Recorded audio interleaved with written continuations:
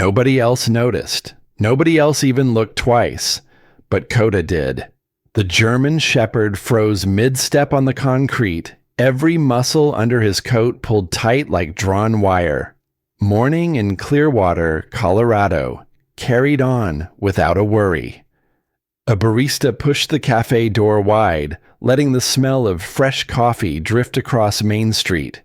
A yellow bus hissed to a stop at the corner. A mail truck clattered over a pothole and kept moving. Officer Jake Turner felt the leash go taut in his grip and followed his partner's stare across the crosswalk. A boy, no older than 8 or 9, walked beside a woman in oversized sunglasses, her hand clamped firmly around his wrist. Nothing seemed unusual, nothing worth concern, until the boy's eyes locked on Coda's. That's when the morning shifted. His fingers, hidden low where the woman couldn't see, tapped quick and deliberate. 3. Pause. 3. SOS. Old school distress signal. It lasted only a second. A flicker. Easy to miss, unless you were watching. Coda never missed. Jake's chest tightened, instincts kicking in with every lesson from years on patrol. Most situations looked exactly like what they were. A cranky aunt, a kid late for school, a rough morning at home. But dogs didn't reason it out. They knew. Coda's hackles rose, a low growl rumbling from his throat like distant thunder. The woman tugged the boy toward the crosswalk just as the light turned. The bus driver motioned them across. A pair of cyclists slowed, and a man with a briefcase brushed past Jake with a muttered, "Morning." The boy glanced back once more. This time, his silent signal came with a look Jake couldn't shake. Fear, thinly veiled behind courage. Coda lunged. The bark cracked through the street, echoing off glass storefronts. Inside the diner, a waitress dropped her order pad in surprise. The woman's grip tightened on the boy. She didn't panic, didn't flinch. She simply quickened her stride, steady and composed, like someone determined not to waste time with a cop and his canine. Jake kept pace, leaving space, letting Coda set the course. The shepherd surged east, head low, testing the air in sharp sniffs, body taut and certain. They passed the diner where bacon sizzled on the griddle and a radio hummed out old rock songs. They passed the barber shop where 2 men argued about the Broncos before breakfast. They passed the hardware store with boxes of dusty doorbells stacked in the window. And through it all, Coda tracked, locked onto the boy with an invisible tether that seemed etched into the pavement. At the lamppost near the newsstand, Coda halted so sharply Jake nearly stumbled. Nose to the ground, tail stiff, the dog circled once, then fixed on the base of the pole. Jake crouched, brushing aside grit and damp coffee grounds. A bracelet glinted back at him. Chain snapped, a tiny football charm bent and scuffed. He picked it up with gloved fingers. The metal was sun-warmed. One broken link, marked with something that might have been dirt. Or maybe not. "Hey, kid," Jake called lightly across the sidewalk, tone casual as if asking the time. "Drop something?" The boy's mouth parted. For an instant, hope flared raw and bright across his face. Then the woman's hand shifted, and it vanished. She never looked back. The sunglasses hid her eyes, her jaw set tight, her pace quickening. Jake slipped the bracelet into the small zip pocket on his vest. Enough evidence to worry, not enough to intervene. That fragile line between caring and acting, the one that kept lawsuits at bay but sometimes left people in danger, tightened in his mind. He keyed his radio, voice low, careful not to draw eyes. Unit 12 on foot, Main and Sycamore. Possible juvenile welfare. No lights, no siren. Coda surged forward again. They passed neat little bungalows where sprinklers ticked steady rhythms and dew shimmered like glass on clipped lawns. A jogger with earbuds nodded as he ran past. A golden retriever barked behind a white fence, but Coda didn't break focus. He was locked in, head forward, breath even. All business. At the end of the block, the woman paused for the first time. She glanced over her shoulder in a swift motion, her sunglasses slipping just enough for Jake to catch a glimpse of her eyes. There was nothing nurturing in them, no concern, no affection, only calculation. She guided the boy down a narrower street where cracked sidewalks leaned and porch rails showed peeling paint. Coda pulled Jake past a weathered bench and stopped, nose burrowing under the wooden slats. Jake reached beneath and retrieved a crumpled piece of paper, pressed tightly as if clenched by small hands. With unusual care, he unfolded it. 2 words were scribbled in large, uneven pencil strokes. "Help me." That was the instant everything shifted.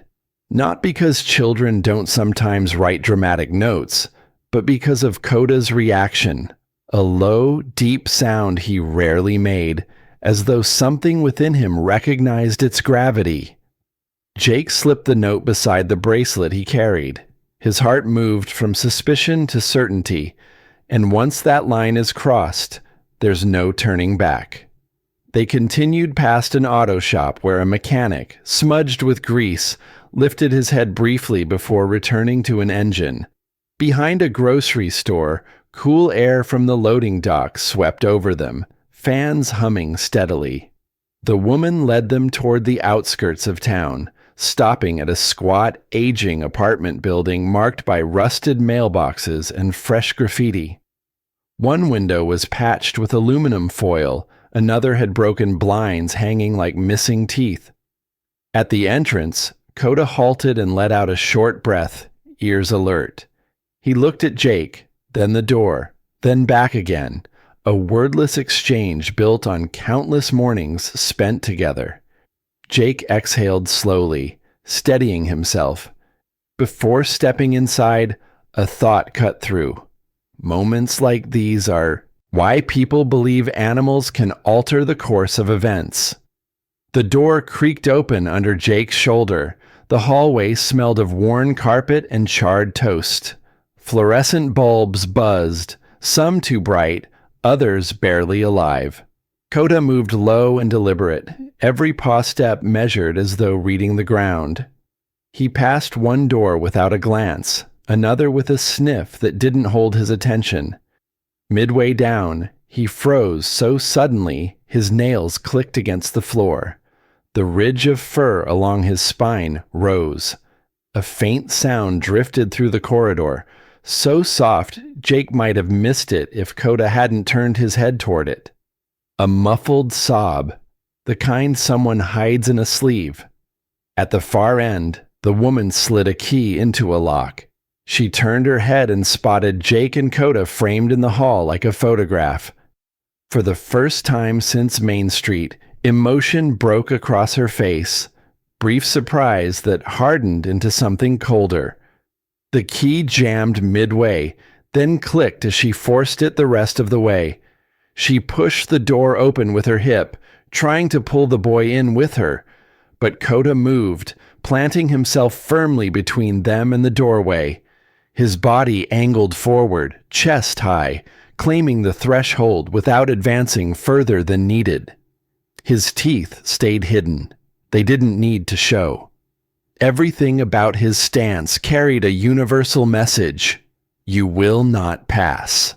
The boy clung to that space, one foot on the threshold, the other still in the hall, caught between 2 choices, one of which could save him. "Ma'am," Jake said evenly, his tone calm yet commanding. "I need to speak with the boy."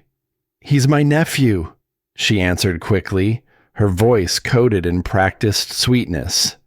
"We're late for an appointment. You're frightening him."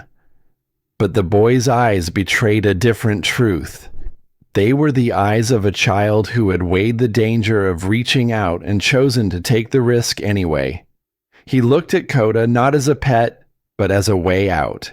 Coda's tail held steady at half-mast, neither wagging nor lowered, a signal of readiness.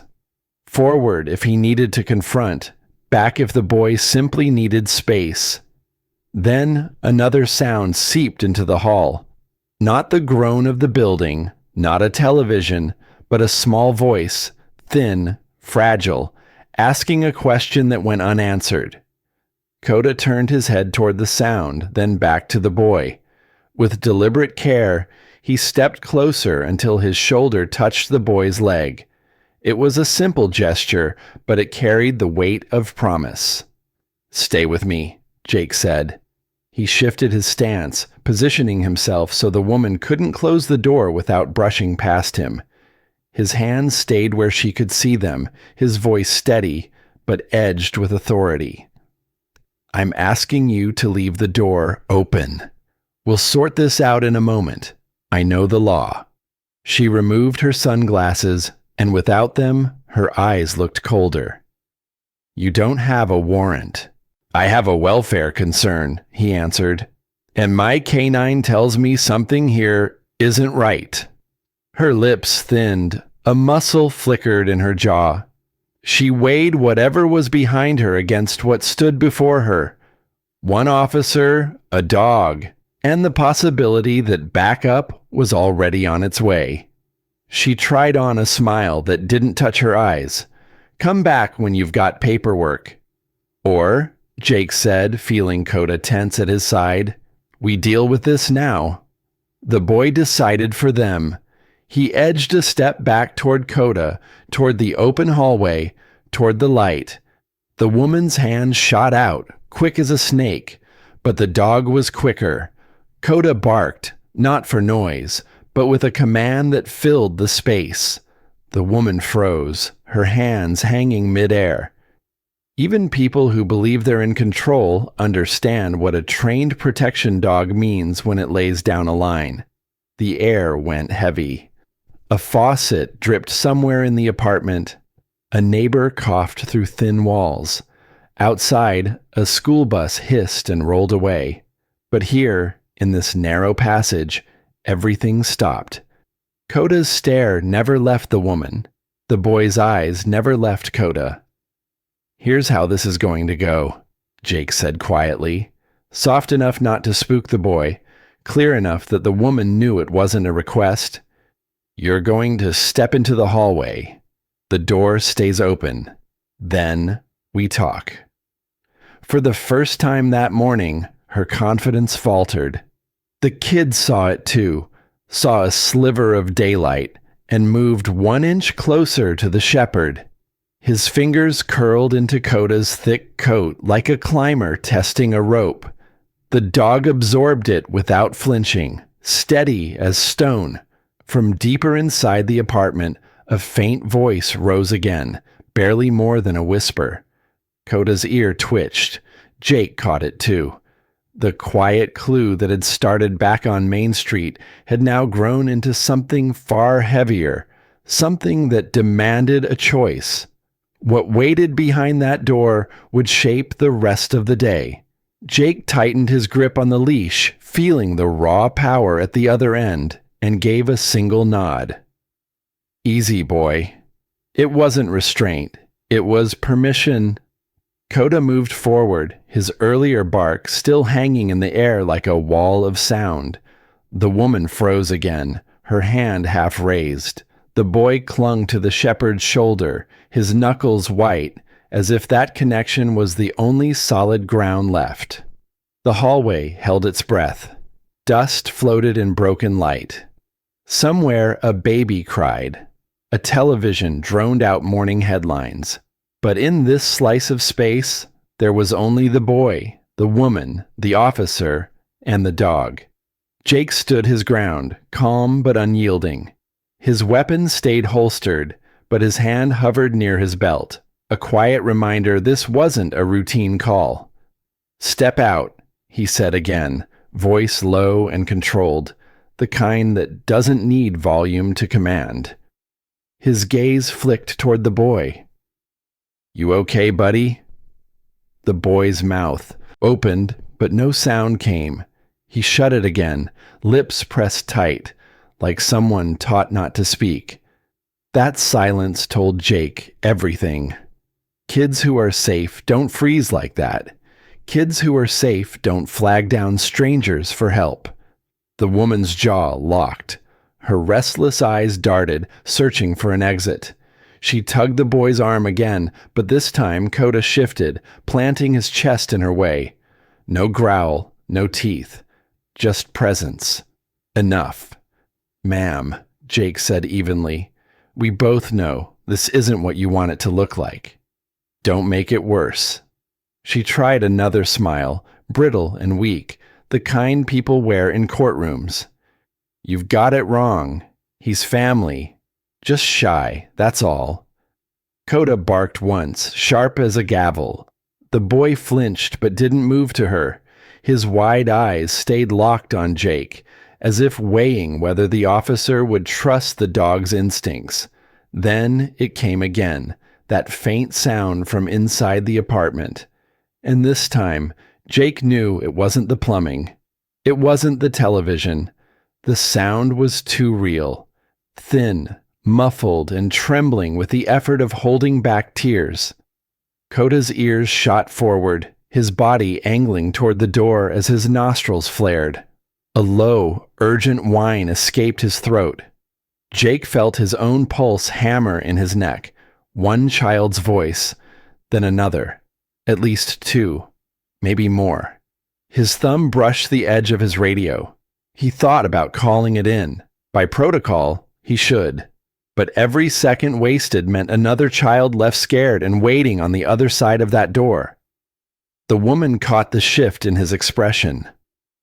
"Officer," she said quickly, "you're making a mistake. We're running late. Let us go." Jake shook his head. Not until he knew what was happening inside. Her smile faltered, and for the first time, fear cracked through her practiced mask. She tried to push past, but Coda stepped in, pressing his weight forward and forcing her back against the wall. The boy with her stumbled, caught between them. Jake instinctively reached out, resting a steady hand on the child's shoulder. "You're safe," he murmured softly, just for the boy. The boy's chest hitched and tears welled in his eyes. That was all the confirmation Jake needed. His voice turned sharp, commanding, "Step away from the child." Across the hall, a door creaked open and a sleepy tenant peeked out, squinting at the commotion. "Everything okay out there?" he mumbled. Jake lifted his badge without breaking eye contact with the woman. "Police business. Stay inside." The man gave a quick nod and shut his door, the lock clicking in place. The woman's shoulders sagged. She knew she was cornered, yet her hand still clamped tightly around the boy's wrist, knuckles pale. Jake signaled to Coda. The shepherd edged closer, teeth barely showing, his meaning clear. The woman finally released her grip. The boy bolted the last step to Jake's side. Coda immediately positioned himself between them, a wall of muscle and instinct. His head was low, eyes locked on the woman, tail stiff as iron. "Now," Jake said firmly, "we're going to take a look inside." The woman hesitated, then tried one last desperate defense. "You can't. Not without a warrant." Coda erupted with a sudden, thunderous bark that rattled the peeling plaster around them. Jake didn't flinch. "The voices inside give me probable cause," he said flatly, already moving. "Step aside." He pushed the door open, bracing himself. The air that hit him was heavy, stale, an unpleasant mix of sweat, cheap disinfectant, and something sour. Slivers of pale morning light cut through half-drawn blinds, dust drifting in the beams. Coda moved forward, nose twitching as he followed the scent. He padded down the narrow hallway, nails clicking on worn linoleum, then stopped at the second door on the left. A growl rolled deep in his chest as he scratched at the wood. Jake tried the knob. Locked. Key, he ordered, turning back to the woman. She froze. Jake advanced a step, hand brushing his cuffs. Now. Her hands trembled as she dug into her bag. A ring of cheap brass keys clattered to the floor. Jake scooped them up, found the right one, and shoved it into the lock. The door creaked open. What lay inside turned his stomach. 3 children, none older than 10, huddled on a stained mattress shoved against the far wall. Their faces were pale, lips cracked, eyes wide. One little girl wore a hospital wristband. Another clutched a torn backpack with a faded superhero design. They looked up at the sudden spill of light. Fear shifted to disbelief, then to fragile hope. Coda moved toward them slowly, head low, tail neutral, every step gentle, as though he knew exactly what they needed. He sniffed each child, gave a soft nudge, and then sat firmly in front of them like a sentinel. One girl reached out, trembling, and buried her hand in his thick fur. Coda didn't move, a solid wall of comfort. Jake's throat tightened. "It's all right," he said quietly. "You're safe now." Behind him, the woman hissed. "They're fine. You don't understand." Jake spun on her, his voice sharp as a whip. "Fine? This doesn't look like fine." He gestured at the dim, suffocating room, the filthy mattress, the children who hadn't seen daylight all morning. Fine doesn't beg for help. The boy who had tapped out that SOS darted past Jake and into the room. The other children rushed to him, arms thrown around one another, relief spilling out in shaky sobs. Jake kept his breathing even, though the weight in his chest was heavy. This wasn't an isolated case. This was part of a pattern. He pressed the radio button hard. "Dispatch, Unit 12. Multiple juveniles located at Eastview Apartments. Need immediate backup and EMS possible. Custody situation." His tone was steady, but his pulse hammered. Coda didn't glance back. The shepherd stood firm in front of the kids, eyes fixed on the doorway as if daring anyone to enter. His breaths came slow, controlled. Small hands clutched at his fur, knotting into his coat. The woman leaned against the wall, fury radiating from her, but she stayed put. Not with Jake blocking her path. Not with Coda in the room. The air in the hallway shifted. Not tense anymore. Not uncertain. It felt like the quiet before a dam burst, the knowledge that a flood of questions, reports, and sleepless nights was about to hit. But for now, what mattered most was here. A boy brave enough to signal for help, a dog sharp enough to notice, and 3 more children pulled from shadows they never belonged in. Jake slipped his radio back into place, his eyes landing on Coda. The shepherd tilted his head just slightly, as if to say, "Told you." Jake let out a breath. "Good boy." Outside, sirens rose, cutting through the calm streets of Clearwater. Inside the dim apartment, sunlight pressed a little farther through the blinds. The wail of approaching units grew sharper. Jake stood in the narrow hallway, one hand locking cuffs onto the woman's wrists, the other steady on his radio. Coda stayed planted with the kids, chest lifting and falling, eyes watching every twitch and flicker of fear on their faces. He had worked through rubble, floods, disaster zones, but the way children held on to him now was its own battlefield. Jake guided the woman down the hall. Her calm mask had shattered, and angry words tumbled out in fragments. "You don't know what you're doing. You're making a mistake. This isn't me." "Save it," Jake said flatly, pulling her past the peeling wallpaper toward the stairwell. The first backup officers burst in, weapons raised. "She's in custody," Jake barked. "Stand down." 2 uniforms rushed forward, securing the woman. She fought against their grip, but the metallic snap of cuffs ended the struggle. They read her rights in clipped tones, while her curses echoed faintly over the rhythm of boots on stairs. Jake returned to the doorway. Coda lifted his head, but stayed where he was, surrounded by children pressed into his side. A girl with tangled hair whispered into his neck like she was sharing a secret. His ears flicked, but he didn't move, solid and steady, a living wall between them and the rest of the world. Paramedics knelt beside the kids, opening medical kits with quiet efficiency. One checked a hospital band on the smallest girl's wrist and frowned. "This one was discharged recently," she muttered. "Shouldn't have been anywhere near here." Jake crouched, meeting the children at eye level. "You're safe now," he said gently. "We'll get you food, water, whatever you need. But first, you should know something. This dog right here, he's the one who saw you. He's why we're here." The boy who had signaled SOS buried his face into Coda's fur and nodded.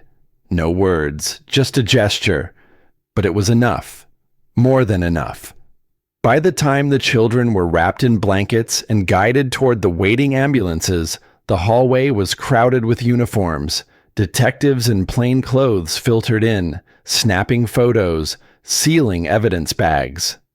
The apartment had shifted into a crime scene, its silence broken by the crackle of radios and the scrape of gloves in drawers. Jake leaned against the doorframe, bracing his hands on his hips, trying to steady the churn in his chest. He'd worked enough cases to know this wasn't about one woman making bad choices. Children don't end up locked inside a dark apartment by accident. Someone higher up was pulling the strings, and from the cold, deliberate look in her eyes, even with handcuffs on, Jake knew she wasn't the one in charge. Coda padded back into the hallway, brushing against Jake's leg. His breathing stayed steady, but his sharp gaze didn't waver. Even with the children safe, the shepherd wasn't finished. Jake knelt, touching his forehead gently to Coda's for a moment. "Good work, partner," he thought. "But this feels like only the beginning." Together, they searched the apartment, Jake letting Coda take the lead. The bedroom closets contained nothing but worn clothes from thrift stores and a few battered suitcases. In the kitchen, dishes overflowed in the sink, but the fridge was nearly bare. Just some leftovers and a half-empty carton of milk. The bathroom reeked of bleach, so strong it burned Jake's eyes. The place had been scrubbed too clean, too recently, like someone was trying to erase traces of what had happened there. In the living room, a detective gave a low whistle. "You'll want to see this." He held up a prepaid cell phone sealed in an evidence bag. No names, no saved numbers. A burner. Another officer pulled a crumpled envelope from the trash. The return address traced back to a P.O. box 2 towns away. Jake's gut tightened. Whoever was behind this wasn't setting down roots. They were moving, shifting, staying ahead. Near the radiator, Coda pawed at a loose floorboard. Jake crouched, pried it open, and uncovered a hidden cavity stuffed with cash, folded into stacks and bound with rubber bands. Dirty money. A lot of it. "This isn't her payday," Jake said quietly. "She was holding it for someone." Downstairs, the slam of a squad car door signaled the woman was gone, but her presence still hung in the air like a shadow. This hadn't been her idea. She wasn't running the operation. She was just one link in a chain, and chains never end with a single link. Coda nudged Jake's leg again, this time glancing toward the window blinds. Jake tugged them open, and daylight spilled across the room. Parked across the street was a delivery van, its logo peeling, paint sun-faded. At first glance, ordinary, but Jake recognized it. He'd seen that van earlier, idling by the diner when the woman rushed the boy away. "Dispatch," Jake said into his radio, his voice steady. "Run plates on a white cargo van outside Eastview Apartments. Partial logo. Possible surveillance vehicle." "Copy. Unit 12. Stand by," came the reply. Through the dirty windshield, Jake could make out the faint outline of someone sitting inside, watching. Coda's body went rigid, a low growl building in his chest. "Easy, boy," Jake whispered, though his own pulse was hammering. Whoever sat in that van hadn't come to watch casually. They'd been there long before the raid, and they weren't waiting for nothing. The van's engine coughed to life, tires cracked over gravel as it pulled into gear. Jake lunged forward, but by the time he hit the curb, the vehicle was already weaving through traffic toward the highway. A patrol car tried to give chase, sirens flaring, but minutes later, dispatch came back, frustration in the voice. "Unit 12, suspect vehicle fled southbound, lost in traffic." BOLO issued. Jake clenched his jaw. Another trail gone cold, another ghost slipping through their hands. Coda paced tightly, nose lifted, still working the air as though he could track the van's exhaust. Jake placed a firm hand on his neck. "We'll get them," he said quietly, though he knew how fragile such promises were. The kids were safe now, but something far larger had just slipped past them. Detectives finished bagging evidence. Paramedics drove off with the children. Jake stood at the edge of the scene with Coda at his side, watching the morning sun rise higher over Clearwater. The town went about its day, commuters with coffee, children heading to school, shopkeepers sweeping storefronts, unaware of what had unfolded. But Jake understood. Evil doesn't announce itself with alarms. It hides in plain sight, in women who pretend to protect and in vans disguised as delivery trucks. He knelt beside Coda once more, scratching behind his ears, grounding himself in the one certainty he had left. "We'll follow the trail, partner. You found them once. You'll find them again." Coda pressed his head briefly against Jake's chest before lifting his gaze back to the horizon. His ears flicked, catching something distant, an almost inaudible hum, a thread tugging at him. The case was wide open now, and Coda had no intention of letting it close. The van had disappeared into the flow of morning traffic, swallowed by the rush of commuters heading toward the interstate. But the shepherd wasn't done. His body quivered with pent-up energy, pulling invisible strands of scent from the air. Jake tightened his grip on the leash, scanning the street, caught between instinct, chase, and procedure, wait for backup. Coda made the decision for him. The dog surged forward, nearly yanking Jake off his feet. Nose pressed to the asphalt where the van had paused, paws pounding with determination, he followed the invisible trail. The air still stank of exhaust, but beneath it was something sharper, something only his senses could read. He drove south, away from the apartments, weaving between trash cans and mailboxes. "Dispatch, Unit 12, canine tracking. Possible lead on suspect vehicle," Jake said into his radio, his breath coming faster as he jogged to keep pace. Pedestrians stopped to watch. A woman holding a toddler gasped as Coda streaked past. An older man sweeping his stoop straightened, eyes following the officer and dog cutting through the neighborhood. Jake lifted a hand in reassurance, but didn't slow. Coda was nothing but focus. Tail high, ears pinned, breath fast but steady. Every few yards he dropped his nose, found the scent again, and surged ahead. Jake trusted that pull more than his own doubts. He'd learned long ago, when a canine locks on, you follow. They crossed into the warehouse district where rows of semis sat in the rising sun, trailers gleaming. Forklifts beeped in the distance, workers in hard hats signaling each other. Diesel hung heavy in the air. Here. Coda slowed, circling between trucks until he froze near a loading dock. Jake crouched, scanning the gravel, an oil smear, a crumpled fast food bag, faint skid marks scratched like hurried punctuation. The van had been here. Coda pressed his nose against a scrap of cloth snagged on a pallet. He whined, pawing at it. Jake lifted it with a gloved hand. A child's t-shirt fragment, thin fabric, edges torn, ragged, his jaw set tight. "Good boy," he said, though the words carried no triumph. The radio hissed in his ear. "Unit 12, do you require additional units?" "Affirmative," Jake answered. "Send units to South Industrial, Dock 3, fresh trail." Coda barked sharply and pulled again, leading him past the dock into a narrow alley reeking of grease and damp cardboard. Graffiti sprawled across the walls, the ground littered with bottle caps and cigarette butts. Halfway down, Coda froze, muscles rigid, a low growl rumbling from his chest. Jake followed his line of sight. At the far end, a figure lingered in shadow, a broad man in a hoodie, hands buried in his pockets, watching.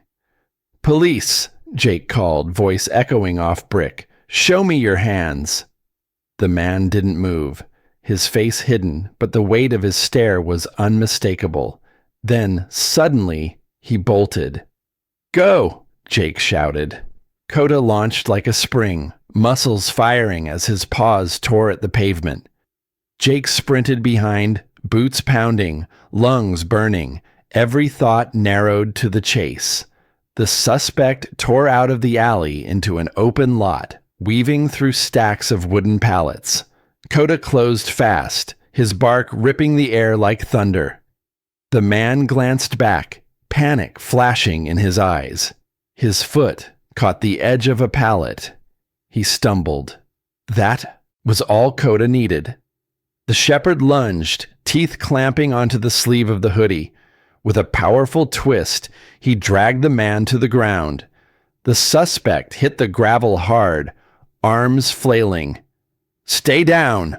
Jake shouted as he sprinted the last few steps, cuffs already in hand.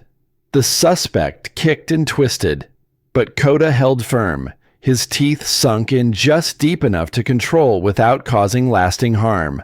A growl rumbling like a warning siren.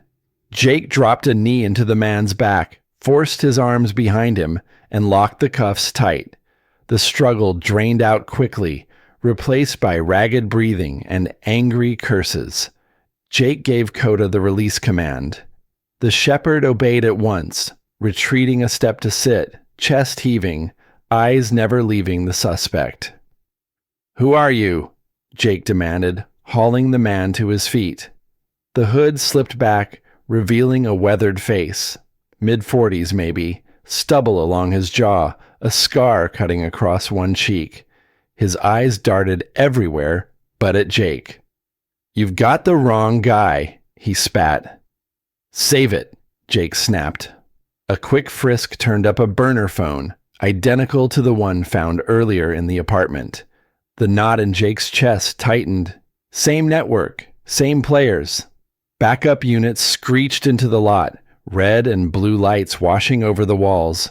2 officers rushed in and took the suspect off Jake's hands. Jake passed the phone over, ordering it tagged as evidence. But Coda wasn't done. The shepherd prowled in tight circles, nose working furiously, pulling toward the far edge of the lot. Jake followed, instincts sharp. Coda stopped at a locked blue storage container, rust streaking the seams. He sat, tail rigid, paw scratching against the metal. At first, Jake thought he imagined it, but then it came again. A faint thud. Another. "Get me bolt cutters," Jake ordered, heart pounding. An officer sprinted to a truck, returned seconds later, and with a loud snap, the lock gave way. The container doors creaked open, and a wave of mildew and sweat rolled out. 2 children huddled in the corner, shielding their eyes from the sudden light. Dirt streaked their pale faces. One boy looked no older than 7. The other clutched a stuffed rabbit with torn ears and matted fur. When they saw Coda, their fear crumbled into sobs. The shepherd climbed in slowly, lowering his body, tail sweeping gently across the floor. He didn't push closer. He let them come to him. The boy with the rabbit reached out first, trembling, then pressed his face into Coda's fur.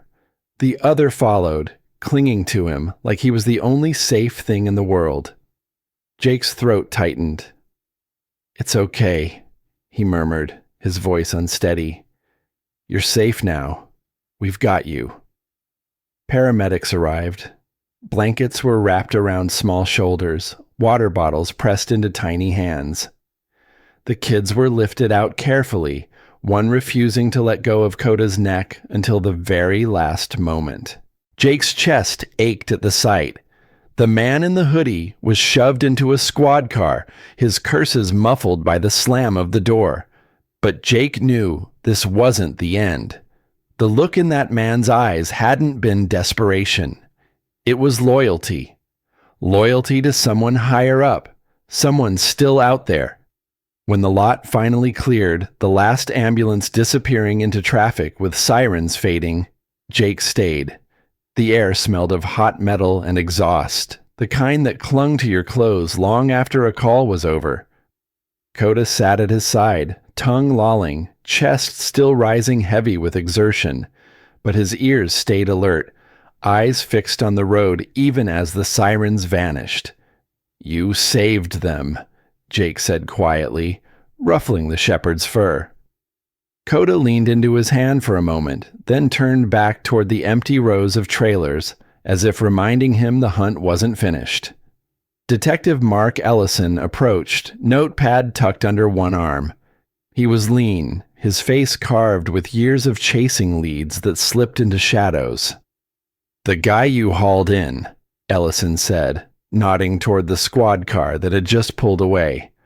"Stonewall wouldn't give me a name, wouldn't admit to anything." But his expression sharpened when the van came up. "He knows something. They all do," Jake replied, his voice tense. "But they're too scared to say it." Ellison gave a grim smile. "Fear means someone higher up is pulling the strings." Jake didn't argue. He already knew. The apartment, the storage container, the burner phones, the stacks of cash.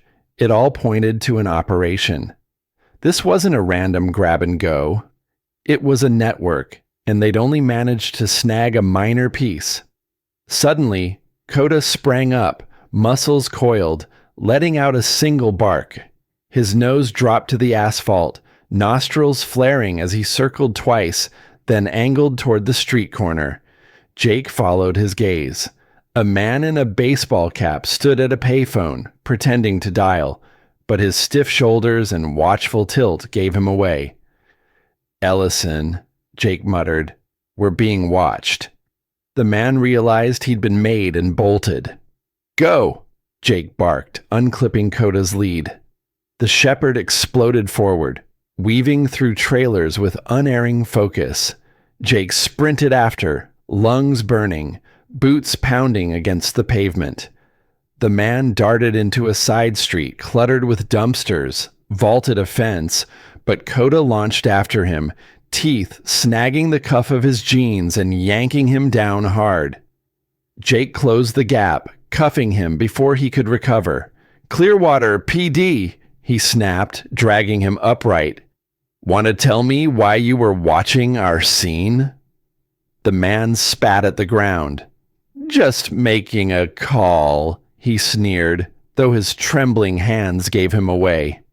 Jake frisked him, pulling out another burner phone and a folded slip of paper. Scrawled across it in messy ink was an address and a time. Ellison leaned over Jake's shoulder. "That's the diner on Route 14. Tonight. Jake folded the paper, jaw tight. Another meeting.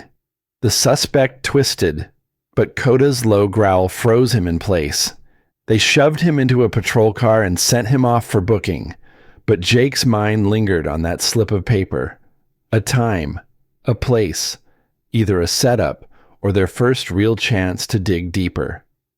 Hours later, after reports and briefings back at the station, Jake sat at his desk staring at the address. The captain pushed for surveillance teams. Ellison argued for undercover coverage. Jake nodded, but inside he already knew. If the network had eyes inside, sending in half the department would tip them off. This needed to be quiet. Just him and Coda. By 7:45 p.m., Jake had parked 2 blocks from the Route 14 diner. The neon sign flickered against the dusk, splashing red and blue across the cracked lot. A handful of trucks, families inside, teenagers laughing over milkshakes. It looked ordinary. Too ordinary. Jake clipped the leash to Coda's harness and crouched low. "You ready?" he whispered. Coda's ears flicked, eyes steady in the neon glow. Together, they blended into the evening foot traffic. Inside, the diner buzzed with clattering plates and low chatter, the smell of fried chicken and coffee stirring memories Jake didn't have time for. A waitress zipped past on skates, balancing a tray of milkshakes. Everything screamed small-town comfort, except for the knot tightening in Jake's chest. Coda tugged slightly, nose lifting toward a corner booth. Jake followed his lead. 2 men sat there, whispering fast, tense. One slid a manila envelope across the table, the other tucked it into his jacket. Their eyes flicked around like predators testing the air. Jake's earpiece crackled. Ellison's voice. "We've got your eyes. Cameras on the east window. Move when you're ready." Jake exhaled slow, leaning close to Coda. "Find it, boy." The shepherd padded forward, tail stiff, nose twitching. Then he froze, hackles bristling, a growl rumbling low in his chest. One of the men snapped his head up, locking eyes with Jake. In an instant, the calm shattered. A chair scraped back. The man bolted for the rear exit. "Police!" Jake shouted as he drew his gun. "Don't move!" The diner instantly descended into chaos. Customers dropped to the floor, waitresses shrieked, and dishes shattered across the tiles. One of the men shoved past an elderly couple and sprinted toward the exit. Jake didn't hesitate. He unclipped Coda's lead. The shepherd lunged forward, cutting through the panic with unshakable focus. He caught the fleeing suspect just as the back door swung open, his jaws clamping onto the man's sleeve. They crashed into the alley, gravel scraping beneath them. Jake followed close behind, gun raised, lungs burning. "Stay down!" he barked. The suspect struggled, but Coda's hold didn't loosen. Jake snapped handcuffs around his wrists and hauled him upright. "Where are the others?" Jake demanded. The man only clenched his jaw, refusing to speak. Inside, Ellison's team subdued the second suspect. Both men were dragged out in cuffs, their angry protests drowned by the noise of shaken customers and the flash of patrol lights outside. But Jake's instincts told him this was no conclusion. It was only another piece of the puzzle. In the alley, Coda tugged toward a dumpster, pawing at the ground. Jake crouched and pushed aside layers of trash until he uncovered a small box wedged beneath. Inside were photographs, dozens of them, children of varying ages, each picture marked with a name on the back. Jake's stomach tightened. He sealed the box in an evidence bag before anyone from the diner could glimpse its contents. Coda pressed against his leg, grounding him. Jake ran a rough hand behind the shepherd's ears. "Good boy," he whispered. "We're closer." Ellison appeared, his face drained of color. This isn't just about Clearwater. No, Jake replied, staring at the distant highway where headlights streaked across the night. It's bigger, and it's not over. Coda lifted his head, nose twitching toward the darkness. The trail hadn't ended. It had only spread wider. Back at the cruiser, the neon glow of the Route 14 diner still lit the night behind them. The chaos had quieted to the faint hum of crickets in the tall grass. The 2 arrested suspects were already headed to county lockup, and Ellison's team had bagged and tagged the evidence. For most, the shift was finished, but Jake knew otherwise. Coda sat in the passenger seat, head against the window, ears flicking at every sound from the night. Even exhausted, he never switched off. His nose twitched, and he turned to Jake with steady amber eyes. Jake rubbed the thick fur at his neck. "I know, partner," he muttered. "It's not over." The radio crackled. "Unit 12, return to station for debrief." Jake lifted the mic. "Copy," he said, though his voice carried little certainty. The drive back into Clearwater revealed the quiet rhythm of small-town night. Porch lights glimmered. A teenager sped home on his bike, backpack bouncing. At the gas station, a lone clerk scrolled through his phone behind the counter. To anyone else, it looked ordinary. But to Jake, every shadow felt like it concealed eyes. Every mundane detail seemed like camouflage. At the station, fluorescent lights hummed and the air reeked of stale coffee and toner. Detectives clustered around evidence boards, pinning photos and sketching timelines. Ellison motioned Jake over. "We traced one of the burner numbers," he said. "It pinged off a tower right here in town, less than 2 miles from the diner." Jake's expression hardened. "So they're running this out of Clearwater." Ellison hesitated, his voice lowering. "That's not the worst of it.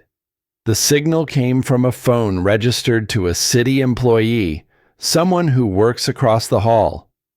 Jake felt his chest tighten. "You're saying someone inside this building is helping them?" "I'm not saying anything yet," Ellison replied quietly. "But the lines are blurred. Someone on the inside is giving this network cover." The weight of those words settled over Jake. It explained too much. The van that slipped away, the suspect's confidence, the silence of men who should have been afraid. Their operation had roots deep in the town, hidden in plain sight. If corruption ran inside the department or city hall, they weren't just chasing criminals anymore. They were up against ghosts hiding behind badges. Coda sprang to his feet, pacing tight circles before settling in front of the hallway door. His ears stood tall, his nose twitching towards something only he could sense. Jake followed the shepherd's stare as the door creaked open. Sergeant Miller walked in, tie loosened, hair disheveled from a long shift. He'd spent 3 decades on the force, reliable, respected, steady. But tonight, his eyes darted around too quickly, and his smile never fully formed. "Evening, boys," Miller drawled. "Heard you stirred up a hornet's nest." Ellison nodded politely. "We did what we could, still piecing the rest together." A low growl hummed in Coda's throat, so faint Jake felt it through the leash more than he heard it. He pressed a calming hand against the shepherd's back. "Easy," he whispered, though inside his nerves buzzed. Dogs didn't growl at shadows. Miller poured himself burnt coffee from a pot left sitting all day. "Things like this burn themselves out," he said casually. "Couple of nobodies looking to make money. Don't go searching for conspiracies." Jake locked eyes with him. "We found photographs. Dozens of children. That's not nothing." Miller's jaw tightened for an instant before he forced another smile. "Sure. Do what you need to. Just don't start a panic." Small town like this, once folks get scared, they point fingers. Then everyone loses. Coda didn't break his stare from Miller. Hackles bristled, his body rigid. Ellison gave Jake a subtle look, a silent confirmation. You see this too, right? Jake nodded. Instinct wasn't something to ignore. Not his, and not Coda's. Something about Miller felt wrong. By midnight, the station had mostly emptied. Jake leaned over the evidence board, photos and maps blurring under his tired eyes. Beneath the desk, Coda shifted, then rose suddenly with ears pricked and a soft whine. "What is it, boy?" Jake murmured. The shepherd padded to the window overlooking the back lot, nose brushing the glass. Jake squinted into the darkness. For a moment, nothing. Then, headlights blinked off as a dark sedan rolled silently into the lot. No engine hum. Jake's heart pounded. He killed the lights in the room and crouched by the blinds. Two figures slipped from the car, moving fast and deliberate toward the side entrance. Not civilians. Not late-night visitors. Jake pressed his radio. Unit 12, possible intrusion at the back. Immediate backup needed. Only static hissed back. He tried again. Nothing. The line was dead. Coda growled deep, inching toward the door, body taut with tension. Jake drew his weapon, nerves sharp as wire. "Stay close, boy." The side door creaked open. Boots scuffed against tile. Shadows crept down the corridor. Jake pressed against the wall, gun raised. Coda crouched low, silent now, waiting. Two men appeared, dressed in dark clothes and caps pulled low, weapons fitted with silencers in their hands. These weren't drunks. They weren't amateurs. They were professionals. "Police, drop it!" Jake shouted. One man spun, gun rising. Jake fired first. The shot thundered through the empty station, echoing off tile. The intruder crumpled, weapons skittering across the floor. The second bolted for the exit, but Coda launched forward, slamming into him mid-stride. The shepherd's jaws clamped down on the man's forearm. His muffled scream filled the empty hall as Coda dragged him hard to the ground. Jake rushed in, cuffing him quickly and yanking the silenced pistol from his grip. His chest heaved, ears ringing. He pressed his mic again. Still nothing but static. Ellison burst through the main doors seconds later, gun drawn. "Heard shots!" he gasped, eyes widening at the scene. The downed gunman, the other pinned under Coda's weight. Jake wiped sweat from his brow. They knew. They knew exactly where to come. Ellison nodded grimly. Inside job. He pulled out his phone, calling county units directly since dispatch wasn't responding. By the time cruisers arrived, the station was a storm of flashing lights and shaken nerves. The injured intruder was lifted onto a stretcher, while the lifeless one was sealed into a body bag. Evidence technicians snapped photos. Shell casings scattered across the floor, bullet holes in the walls, streaks of blood on tile.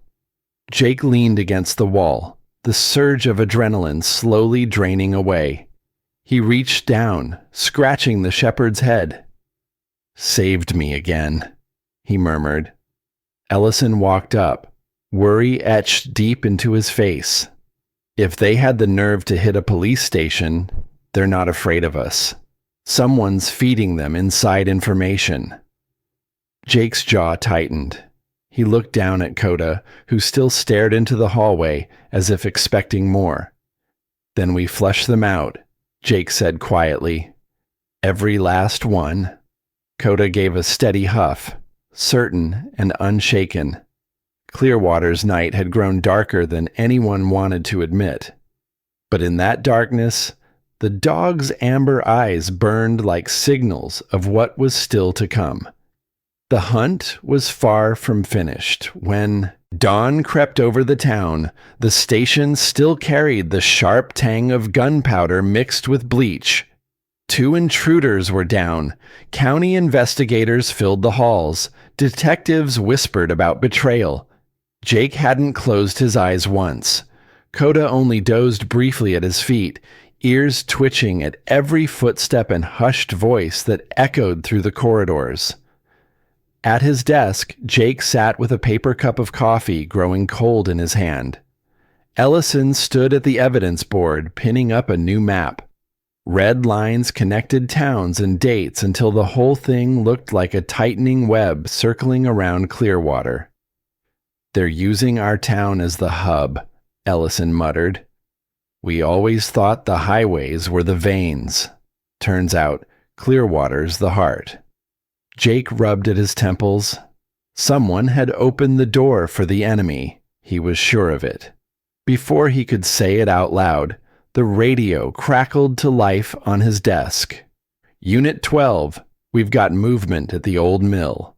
White cargo van unloading, multiple subjects on site. Jake was already on his feet before dispatch finished the sentence. Coda leapt up with a sharp click of nails against the tile. Ellison's expression hardened. "This is our chance." Minutes later, their convoy rolled down Route 9, sirens dark, lights off, engines growling low in the early morning. The Clearwater textile mill rose ahead, its brick walls crumbling, windows shattered, weeds choking the once busy loading docks. Abandoned for 2 decades, at least by anyone doing honest work. Jake stopped a block out, unclipped Coda's harness, and crouched to meet his eyes. "This is it, boy. Stay sharp." The shepherd's ears flicked, amber gaze locked forward like steel. Teams fanned out around the mill, boots crunching on gravel. Every sound echoed inside Jake's chest. He pressed flat to the wall, gun raised, Coda taut at his side. From within came muffled voices, metal scraping, a door slamming. Ellison's whisper came through Jake's earpiece. "On my mark. 3, 2, 1. The breach team hit the side door. Wood splintered. Shouts erupted. "Police!" Down on the ground. Chaos surged. Men in dark jackets scattered, some ducking for cover, others reaching for weapons. Gunfire cracked, echoing in the hollow interior. Jake sprinted through a side hallway, Coda surging ahead. The shepherd veered right, barking furiously, pulling Jake toward a closed office door. Jake kicked it in. Inside, 2 men scrambled over crates, trying to escape through a shattered window.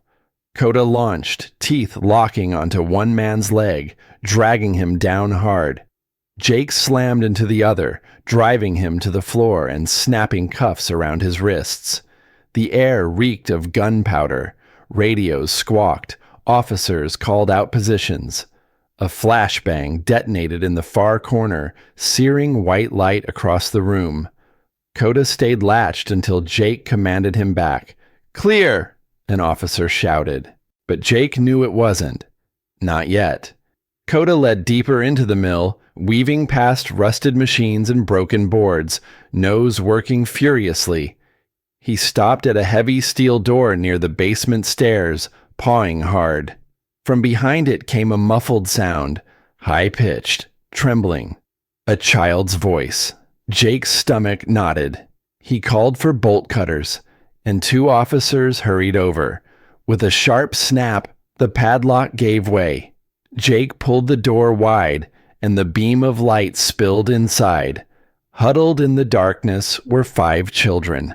Their eyes squinted against the sudden brightness, faces pale, clothes torn and dirty. One girl clung so tightly to her younger brother's hand that their knuckles turned white. Another stood barefoot in nothing but socks, her feet raw and blistered. Coda entered first, moving slowly, deliberately. He sniffed each child, his tail low but steady, offering a quiet presence that cut through their fear. The smallest boy reached out with trembling fingers and buried his hand in the shepherd's thick fur. Coda leaned into him, unmoving and steady. As though he understood that his job wasn't only chasing suspects, it was reminding these children they weren't alone anymore. Jake's voice caught as he radioed in. "We've got them. 5 juveniles alive. Repeat, 5 alive." Officers poured into the room, wrapping blankets around small shoulders, pressing water bottles into hands. One by one, the children were lifted out and carried toward the morning light. The barefoot girl sobbed when sunlight touched her face, her tears catching the light like shards of glass. Outside, suspects were lined up in cuffs, their heads bowed, curses spilling from their mouths. Jake recognized some of them, faces he'd seen at the diner, one from the alley, even a warehouse driver he'd once passed on Main Street. The network wasn't faceless anymore. It had identities, connections, but the one pulling the strings was still missing. Ellison strode over, sweat streaking down his temple. "We cut off a branch," he said grimly, "but the tree's still standing." Jake glanced down at Coda, who stood firmly beside the children as paramedics guided them into ambulances. The shepherd's chest rose and fell, his nose twitching as though he were still searching for the missing piece. "Then we keep digging," Jake replied, his voice rough. The mill was secured, suspects hauled off, evidence bagged and logged. But as Jake watched the ambulances pull away, his heart stayed heavy. Dozens of children were safe. Dozens more remained unaccounted for, their faces preserved only in photographs, and the ringleader still had no name, no face. Coda pressed against his leg, steady and grounding. Jake bent low, resting his forehead against the shepherd's. "We'll get there, boy," he whispered, "one step at a time." The sun climbed higher, gilding the brick walls of the old mill in gold. To anyone driving past, it looked like nothing more than a crumbling relic of another era. But Jake knew the truth. That morning, it had been hell's waiting room, and thanks to one dog's instinct, it had been torn wide open. Later that afternoon, Jake and Coda sat outside the station as the town stirred awake after a night of fear. People passed by, waving, unaware of how close danger had been to their doorsteps. Jake sipped from a fresh cup of coffee, his free hand scratching behind Coda's ears. "You know what you did?" he murmured. "They're alive because of you." Coda gave a low huff and leaned into him, his eyes fixed on the horizon as if already searching for the next trail. The fight in Clearwater had been won. But the war stretched far beyond, and Jake knew one thing with certainty. Wherever that trail led, Coda would be there to follow it. And that is where this part of the story comes to a close.